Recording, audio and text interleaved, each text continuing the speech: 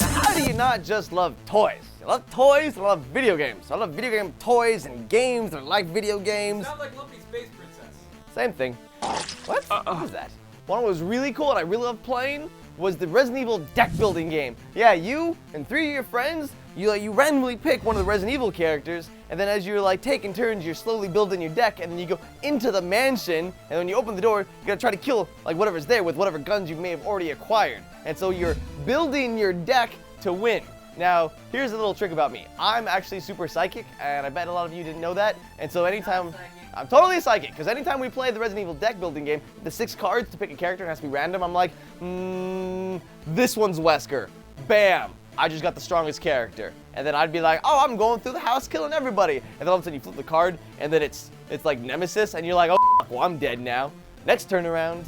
Favorite toys? Well, I gotta say this little guy that I found at Comic-Con, found and kind of came home with me, he's been a constant companion to me. He's got some battle damage here. There's some blue silly string stuck on him from, actually, ew, there's a gross hair on him.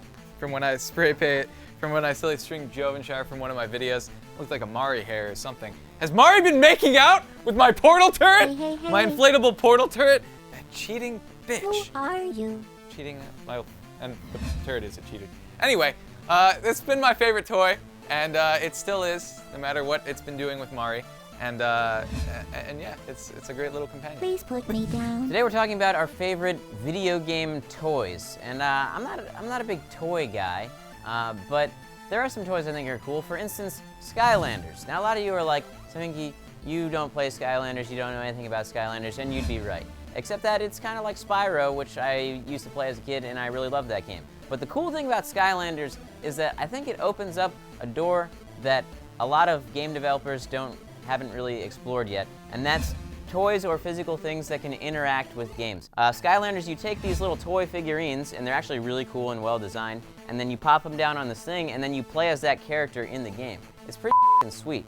And I think there's lots of applications for other games you could do that in. This is a bad example, but an example would be like Call of Duty. You get a different gun figurine or a different guy, like a character that you want to play as, and you pop that in, and then you're that, you have that skin for multiplayer or that gun for playing online. Now, hands down, the best video game toys ever. There's no contest. It's gotta be the Mass Effect. No turret. Your LASERCORN's toy. My fault.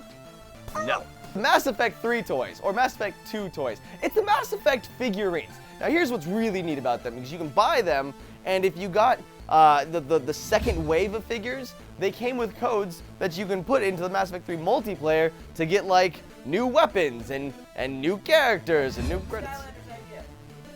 That would be amazing with the Skylanders idea, actually. They should do more Mass Effect toys. But anyways, so BioWare's like, we're not gonna make any more Mass Effect figures ever again. And so you can't get the Mass Effect 2 figures, but then they actually did go through someone else and made the same Mass Effect figures, but with the number 3 in there. Now, I'm a collector, so I have all of the Mass Effect figures, but with the 2 in there. Because I have nothing better to spend my money on. That's why I'm single, because I'm like, look at all my Mass Effect figures that I literally nailed on the wall. No troll! Have you guys seen that they actually make the hidden blades from Assassin's Creed? They make those, and they're awesome. We were playing with them on the set of the Assassin's Creed pirate video that we did, and they're sweet. They make you feel like such a badass. You're like, oh, okay, you're wearing a cool pirate outfit, huh? Oh, that's a nice little sword you have here. But you know what's cooler than that? And then you pop out your hidden blade. It's awesome. I want to build those in real life.